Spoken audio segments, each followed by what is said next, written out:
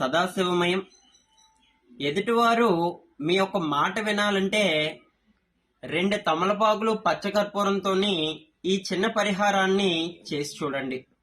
ముందుగా ఒక తమలపాకును తీసుకుని దాన్ని మీ యొక్క దేవుని మందిరంలోని ఆ తమలపాకును ఉంచి, ఆ తమలపాకు పైన పచ్చకర్పూరాన్ని ఉంచి, దానిపైన మరలా 2వ తమలపాకును ఉంచి చక్కగా పక్కన ఆవునేతితో చక్కగా దీపారాధన చేసి చక్కగా మీ ఇంట్లో వాళ్ళ గోత్రనామాలతో చక్కగా పూజా కార్యక్రమాన్ని నిర్వహించిన తర్వాత ఆ యొక్క మిశ్రమాన్ని అంటే తమలపాకులు పచ్చకర్పూరాన్ని చక్కగా ఒక పేపర్లోని చక్కగా పొట్లంలా కట్టి ఆడవాళ్ళైతే హ్యాండ్ బ్యాగ్లోని, మగవాళ్ళైతే పర్సులోని పెట్టుకొని ఎవరితో అయితే మాట్లాడదాం అనుకుంటున్నారో వాళ్ళతో చక్కగా మాట్లాడడం ద్వారా మీ యొక్క మాట అనేది వాళ్ళు చక్కగా వినడానికి అవకాశం ఉంటుంది.